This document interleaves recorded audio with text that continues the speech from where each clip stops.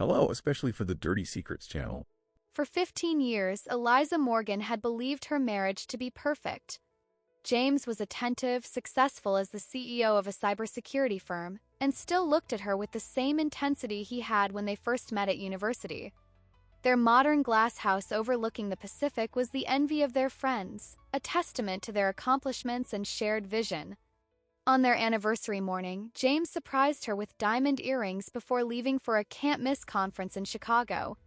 She spent the day planning their celebration dinner for when he returned. That afternoon, while arranging flowers in their minimalist living room, Eliza's phone chimed with a notification from an unknown number. Expecting a delivery confirmation, she tapped the message open. "He's not in Chicago. Ask him about room 718 at the Archer Hotel downtown. Happy anniversary, Eliza." She stared at the screen, a chill running through her body despite the warm September sunshine streaming through the windows. The message disappeared before her eyes, self-deleting like it had never existed. Eliza called James immediately. He answered on the fourth ring, airport announcements audible in the background. "Just landed, honey. Everything okay?" His voice sounded normal, loving even. She wanted to ask about the Archer Hotel, but something stopped her. "Just missing you," she said instead. "The house feels empty. I'll be home before you know it. Love you." After hanging up, Eliza stood motionless in the center of their perfect home, clutching her phone, wondering if someone was playing a cruel joke, or if the careful life she had constructed was built on shifting sand. 3 days passed before the next message arrived. James had returned, their anniversary dinner had gone perfectly, and Eliza had almost convinced herself that the first message was a mistake or a prank.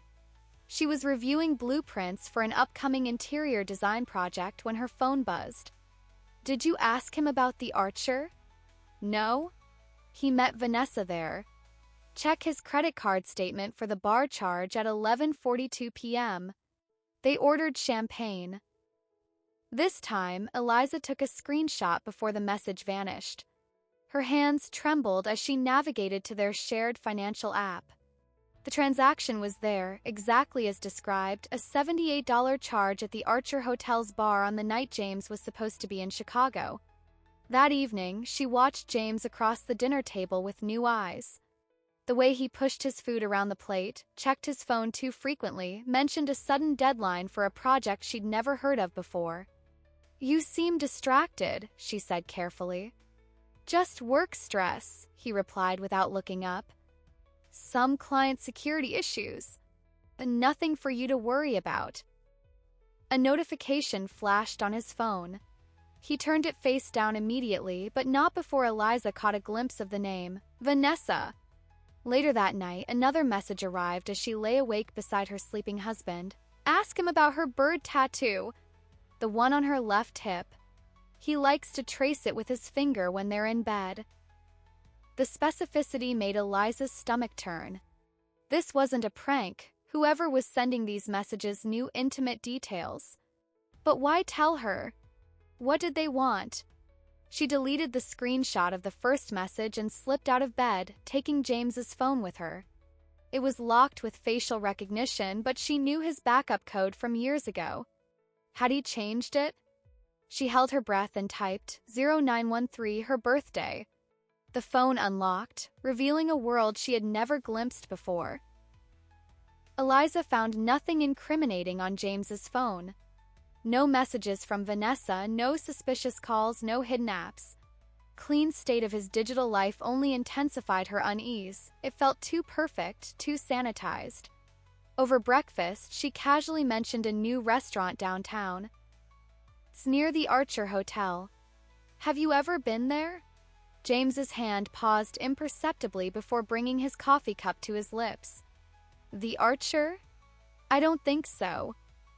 His eyes never left the financial report he was reviewing. The lie settled between them like a physical presence.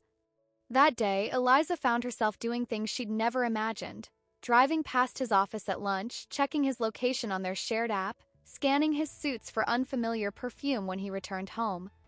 "You're home early," he commented when he found her reorganizing his closet. "Just spring cleaning," she replied, though it was September. "In my closet?" His tone was light, but his eyes narrowed slightly. "I'm redoing all the closets. I'm thinking of pitching a minimalist organization series to my clients."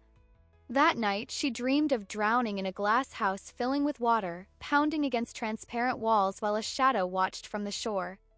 The next message came at 3:17 a.m. "Your husband has deleted his messages with Vanessa, but if you check his iCloud backup from 3 weeks ago, you'll find them. The password is the same one he uses for everything that matters to him. Cassandra 913. Eliza sat up in bed, staring at the glowing screen. Cassandra 913? James's password was always her name and birthday. Who was Cassandra?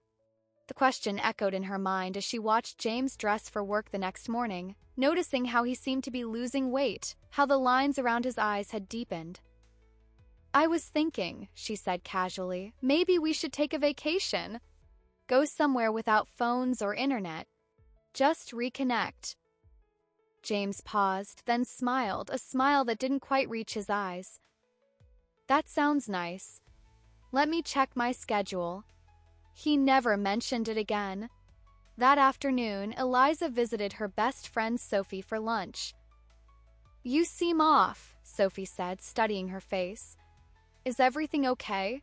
Eliza almost told her everything then, the messages, the hotel, the password that wasn't her name. But something held her back. What if the messages were lies? What if someone was deliberately trying to destroy her marriage? "Just stressed about work," she lied, and hated how easily it came to her. When she returned home, she found a small package on their doorstep with no return address. Inside was a flash drive and a note with just one word: "Watch." Flash drive contained a single video file dated 3 weeks earlier. Eliza's finger hovered over the play button, her heart pounding as she sat alone in her home office. She finally pressed play, the screen filling with security camera footage from a hotel corridor. James appeared, checking his watch before knocking on room 718. The door opened, though the person inside remained out of frame. James looked both ways before entering, his hand resting intimately on the small of someone's back as the door closed behind him. Timestamp showed 9:47 p.m. when he had texted Eliza that he was working late at the office. Beneath the video was a text file containing copies of messages between James and someone named Vanessa. "Missing you already. Last night was incredible. Same time next week. We need to be more careful. I think Eliza suspects something. She's clueless. Always has been. That's what makes this so perfect." The last message cut through her like a knife. Clueless. 15 years of marriage, and this was what he thought of her. Eliza sat motionless for almost an hour, the evidence of her husband's betrayal playing on loop on her screen. When she finally stirred, it was to receive another message. "Now you know. What will you do with this information? Confronting him won't give you the full truth. There's more at stake than just his infidelity. Be careful who you trust." For the first time, Eliza replied to the anonymous sender, "Who are you? Why are you doing this?" The response came immediately. "Someone who knows what it's like to be deceived by James Morgan. I'm not your enemy, Eliza." That night, James called to say he would be working late again. Eliza heard the lie in every syllable but simply said, "I understand. Don't work too hard." After hanging up, she poured herself a glass of wine and opened her laptop. If James had a secret life, she would uncover every part of it. And she would start by finding out who Cassandra was. Eliza began her investigation with methodical precision. First, she searched their home while James was at work, examining every document, every hidden corner. In his desk drawer, beneath false bottoms she'd never noticed before, she found a second phone, basic, untraceable, with only one contact saved. Next came digital archaeology. Using the password from the message, she accessed James's cloud storage and found deleted photos, location histories, and calendar entries carefully scrubbed from his primary devices. The images showed James with a striking woman with dark hair and olive skin. In one photo, taken at what appeared to be a cabin in the woods, a small tattoo was visible on the woman's hip as she lounged by a lake, a delicate bird in flight. Vanessa Chen, according to her social media profiles, was an information security specialist who had joined James's company 8 months ago. Her background was impressive: MIT graduate, former intelligence contractor, cybersecurity author. She was intelligent, accomplished, and 28 years old. Eliza created a fake social media account and began following Vanessa, studying her life from a digital distance. She noted patterns: when Vanessa checked in at restaurants, when she posted about working late, the casual mentions of a new relationship with someone she never named. Meanwhile, Eliza maintained a perfect facade at home. She prepared James's favorite meals, didn't question his late nights, and even suggested he take a weekend fishing trip with his colleagues. "You've been so understanding lately," James said one evening, kissing her forehead. "I've been neglecting you with all this work." "We all have our secrets," Eliza replied with a smile that didn't reach her eyes. James's hand paused on his wine glass. "What's that supposed to mean?" "Just that we all need our space sometimes." The anonymous messages continued, becoming more urgent. "Be careful. He's noticed you're acting differently. I've seen what happens when he feels cornered. The affair is just the surface. Look deeper into the company finances. Check the Cayman accounts. Don't let him know what you've discovered. Your safety depends on it." The warnings about her safety should have frightened her, but instead they fueled her determination. Who was this person who seemed to know everything about her husband and about her? One night, she followed James. She watched from across the street as he entered the Archer Hotel, saw him greet Vanessa in the lobby with a familiar touch to her lower back. They disappeared into the elevator together. Eliza didn't follow them upstairs. She didn't need to see more. Instead, she drove to Vanessa's apartment and left a note under her door. "I know about you and my husband. I want to talk. Meet me tomorrow at Lighthouse Cafe at 2 p.m. if you want to hear what I have to say." As she drove home, her phone chimed with a new message. "You've just made a very dangerous move. Vanessa isn't who you think she is. And neither is James." The message startled Eliza enough that she almost didn't notice the black sedan that had been following her since she left Vanessa's apartment. She took 3 random turns, and the car stayed with her, maintaining a precise distance. Her phone chimed again. "Don't go home. They know you've been investigating. Go to the Seacliff Motel on Highway 1. Room 23. Key is under the fire extinguisher. I'll contact you there." Eliza's instincts screamed that this was a trap, but the sedan behind her made a decision necessary. She merged onto the highway and headed north toward the coast, watching the car continue to follow at a distance. Using techniques she'd read about in thriller novels, she managed to lose her tail by doubling back through a shopping center parking lot. An hour later, she found herself standing outside room 23 of the run-down Seacliff Motel, the key cold in her trembling hand. Inside, she found a prepaid phone, a laptop, and a thick file folder on the bed.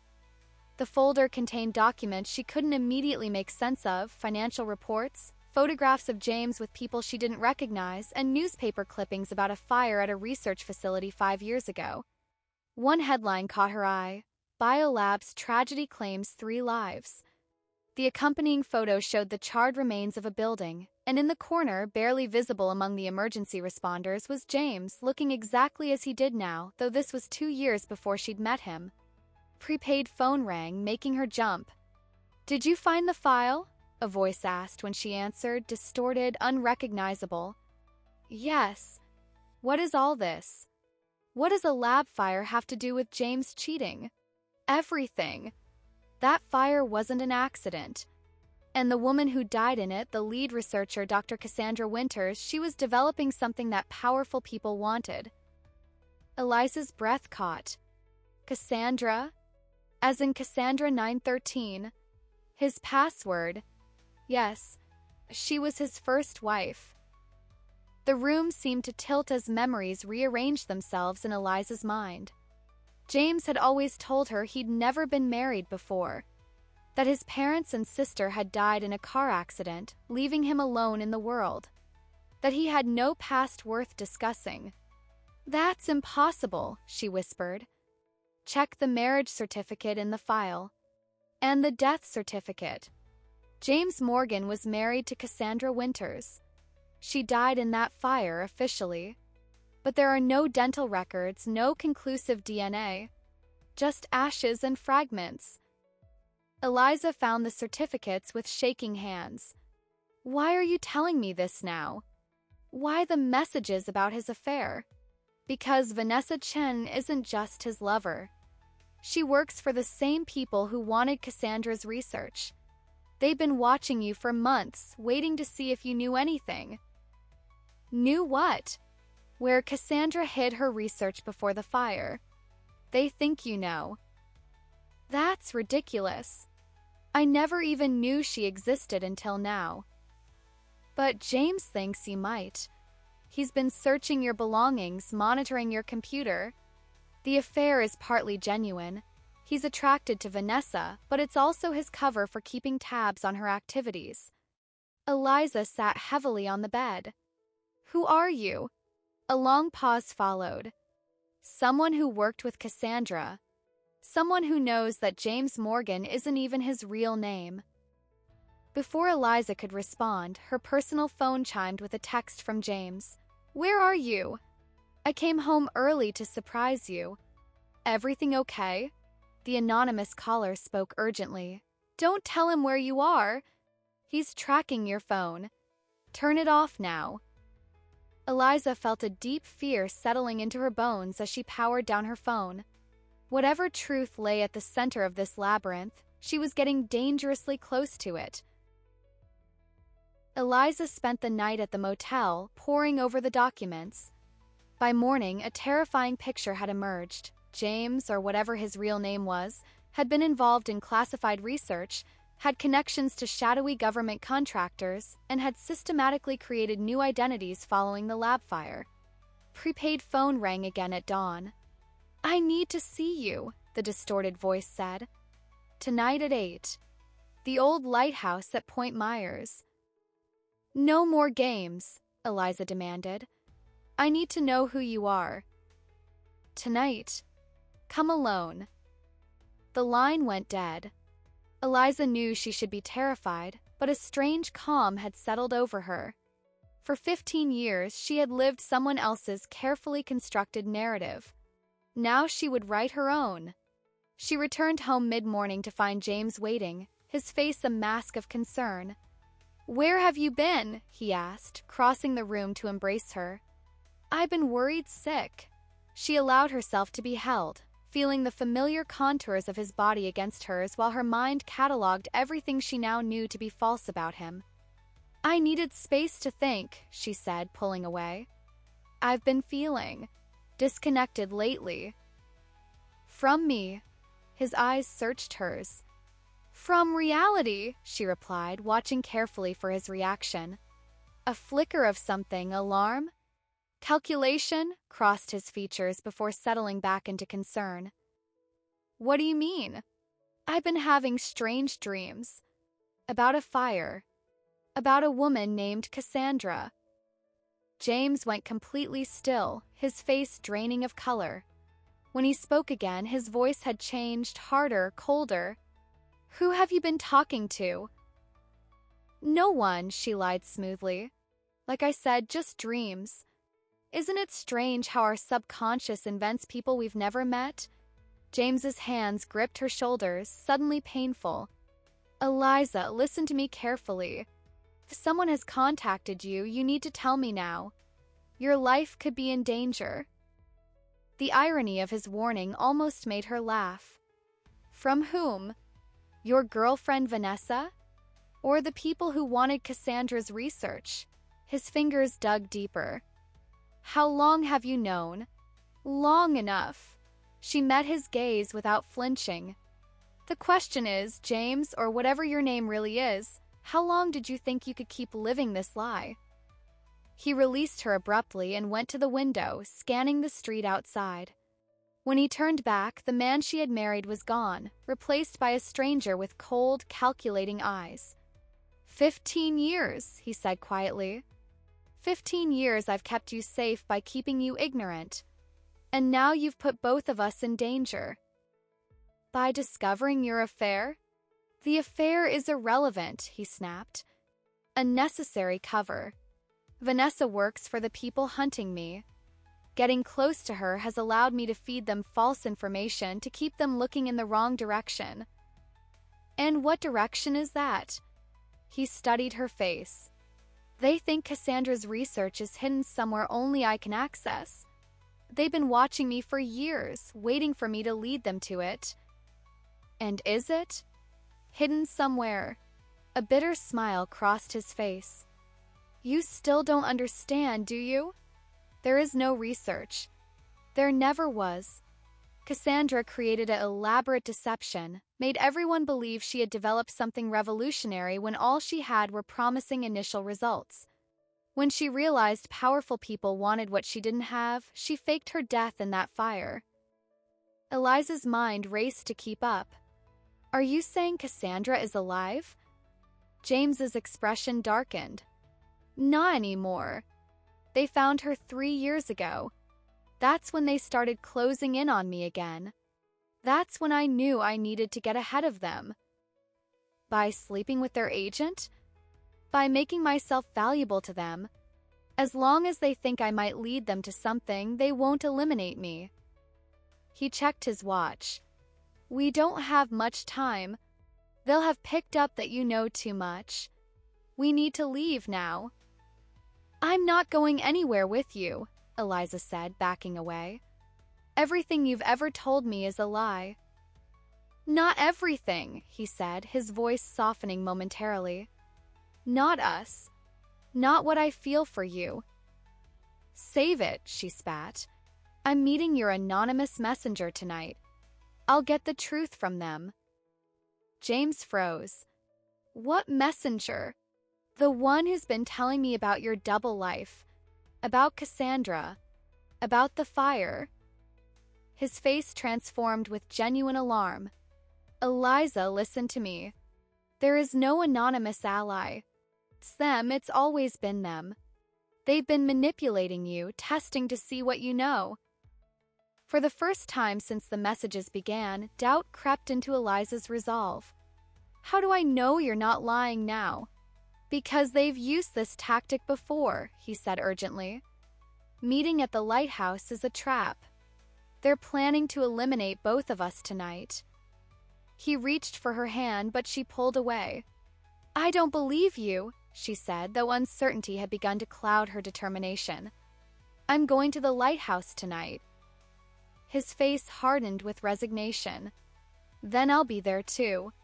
Because despite everything, I won't let them hurt you. As she turned to leave the room, his voice followed her, soft and dangerous. But Eliza, if you've told anyone else about this, they're already dead. After leaving James, Eliza drove aimlessly, her mind in chaos. Who was telling the truth?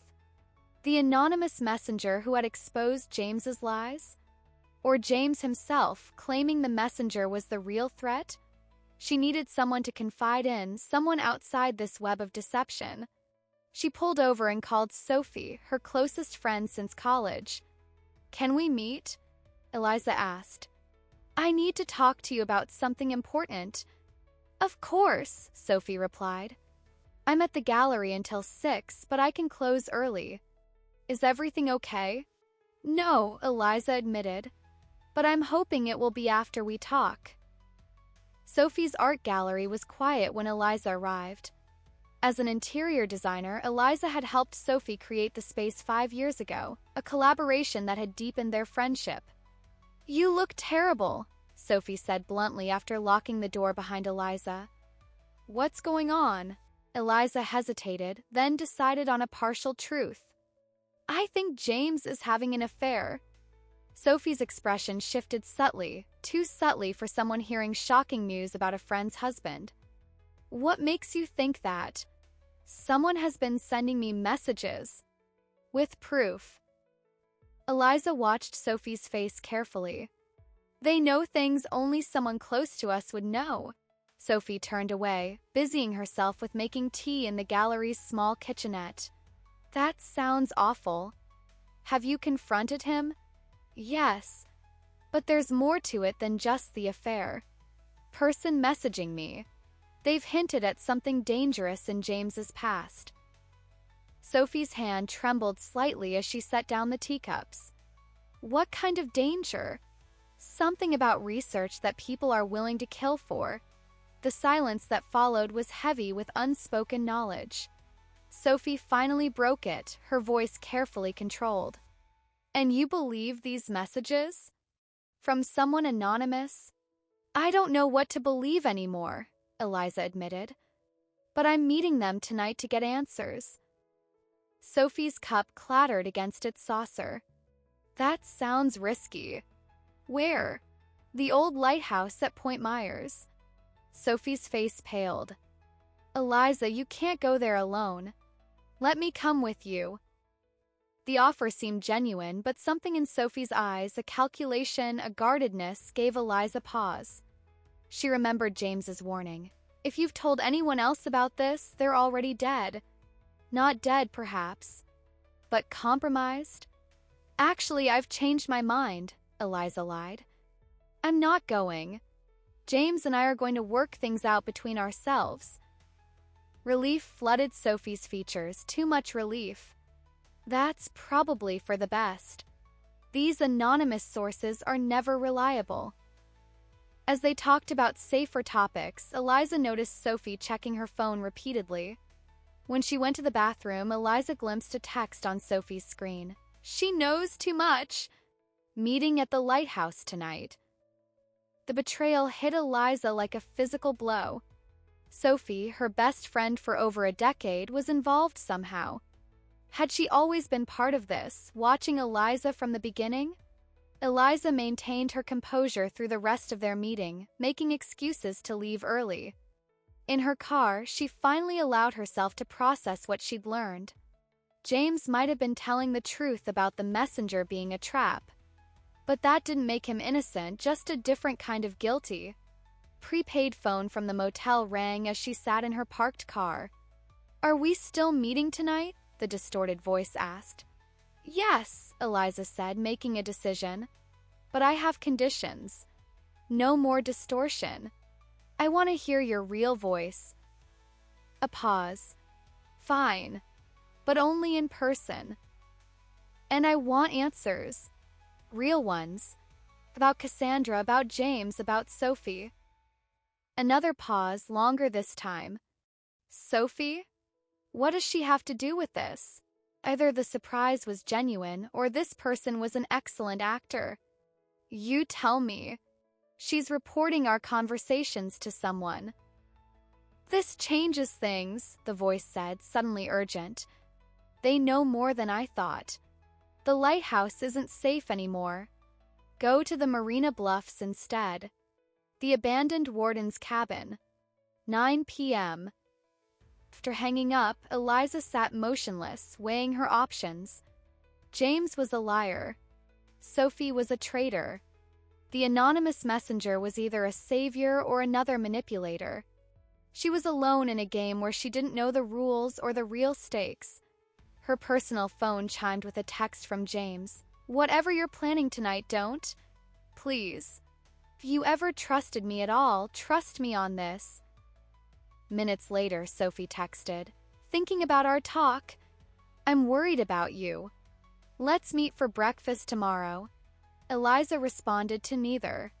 Instead, she drove to a hardware store and purchased items that would have seemed bizarre to her just days ago. A prepaid phone, a small recorder, a taser, and a hunting knife.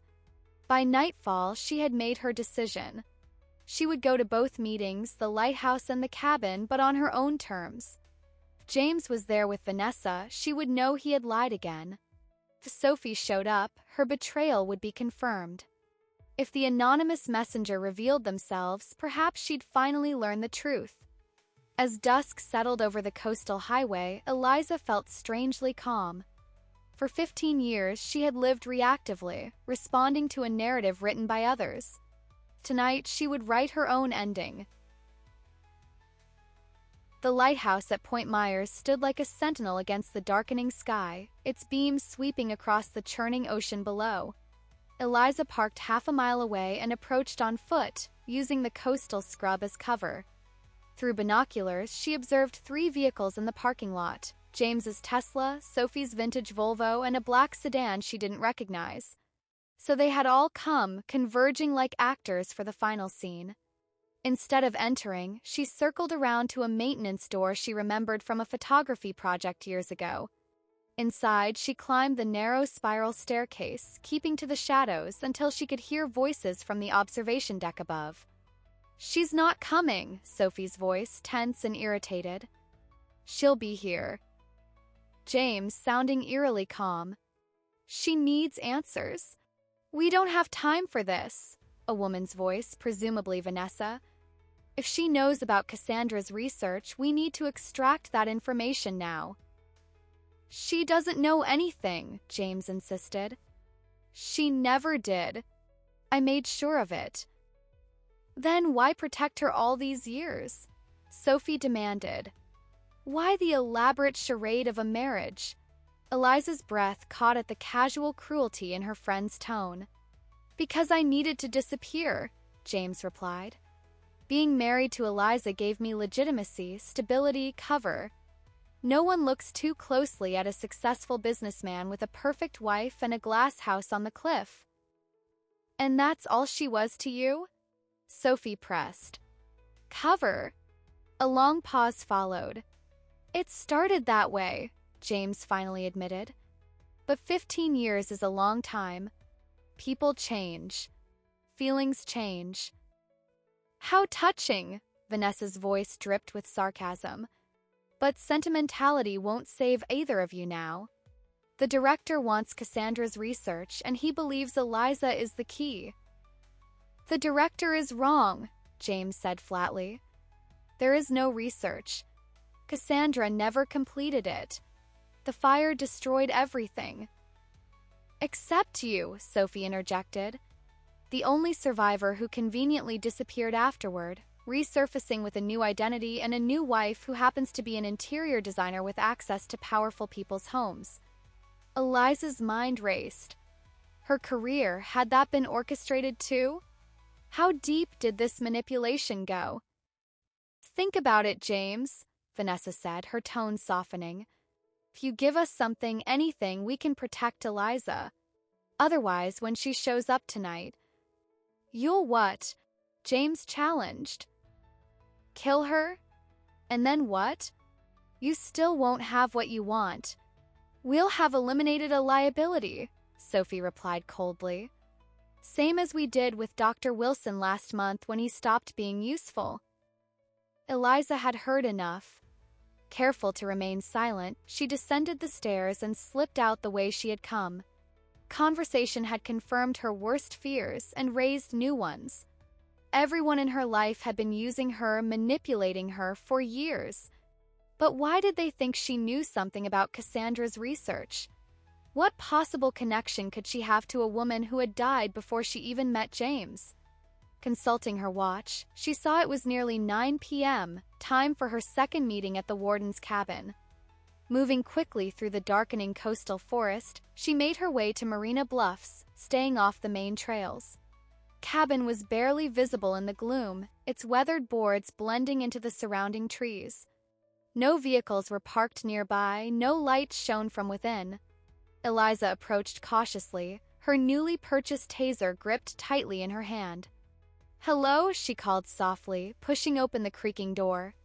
A shadowy figure sat at a small table inside, face illuminated only by the faint glow of a battery-powered lantern. "Close the door," said a familiar voice, no longer distorted. Eliza complied, then froze as the figure raised their face to the light. "You," she whispered. Across the table sat a woman in her 50s, with intelligent eyes and a face Eliza had seen only in photographs, aged by 15 years but unmistakable. "Hello, Eliza," said Cassandra Winters. "I'm sorry it's taken so long for us to meet." Eliza stared at the woman before her, trying to reconcile the face with the death certificate she had seen in the motel files. "You're supposed to be dead," she finally managed. "I've been dead for 15 years, Cassandra agreed, gesturing for Eliza to sit. "Sometimes that's the only way to survive." Eliza remained standing. "Why have you been sending me those messages?" "Why now after all this time?" "Because they're closing in," Cassandra said simply. "On James, on my research on you. I couldn't let you remain ignorant any longer, not when your life was at stake." "My life has been a lie for 15 years, Eliza countered bitterly. "What difference does it make now?" Cassandra's expression softened with what looked like genuine regret. "James was supposed to protect you, not fall in love with you. That wasn't part of the plan." "What plan?" Eliza demanded. "What possible reason could there be for manipulating my entire life?" "Sit down, Eliza. Please. Truth is complicated, and we don't have much time." Reluctantly, Eliza took the seat across from Cassandra, keeping the taser visible on the table. 15 years ago, Cassandra began, I was developing a neural interface technology for DARPA, a way to directly link human consciousness with quantum computing systems. The medical applications were revolutionary, curing neurological disorders, restoring function to paralyzed patients. But the military applications... "Let me guess," Eliza interrupted. "Mind control? Weaponization? Worse," Cassandra said quietly. "Consciousness transfer. The ability to move a human mind from one body to another. Immortality for those who could afford it." "That sounds like science fiction. Most breakthroughs do until they happen." I was close, too close. When I realized what they intended to do with my work, I tried to back out. That's when the threats began. "So you faked your death in the fire," Eliza said. "But what does any of this have to do with me?" Cassandra took a deep breath. The neural interface required a specific type of quantum encryption to protect the data integrity during transfer. I developed a biometric key encoded into DNA itself that could unlock the encryption. Without it, the technology is useless. And this key is what they're looking for? What they think I know about? Not exactly. Cassandra hesitated. "Eliza, before the fire, I had the biometric key encoded into synthetic DNA and injected into a living host, someone who would be above suspicion, someone they would never think to look at." A cold realization began to dawn on Eliza. "No. You were a graduate student in my department. Brilliant, kind, with no family connections that could be leveraged against you. Perfect candidate. You put something in me? Without my knowledge or consent." Eliza's voice rose in outrage. "It was an experimental flu vaccine trial. The department offered it to all students. You volunteered." The memory surfaced, a campus health initiative she'd participated in shortly before meeting James. "So I've been carrying this key for 15 years without knowing it?" "Yes. And James's job was to ensure you remained safe and unaware, to build a life with you that would keep you both hidden in plain sight. Until he got sloppy and started sleeping with Vanessa," Eliza said bitterly. "James never fully believed in the danger," Cassandra sighed. "Over time, he convinced himself that no one was still looking for the key. He grew complacent." "And Sophie? Has she always been working against me too?" "Sophie was recruited 5 years ago. They realized James was becoming too emotionally attached to you, so they needed someone else close to you, someone who could monitor both of you." The betrayal cut deep, but Eliza forced herself to. Thank you for watching. If you liked the story, like, Subscribe to the channel and share with your friends. Thank you.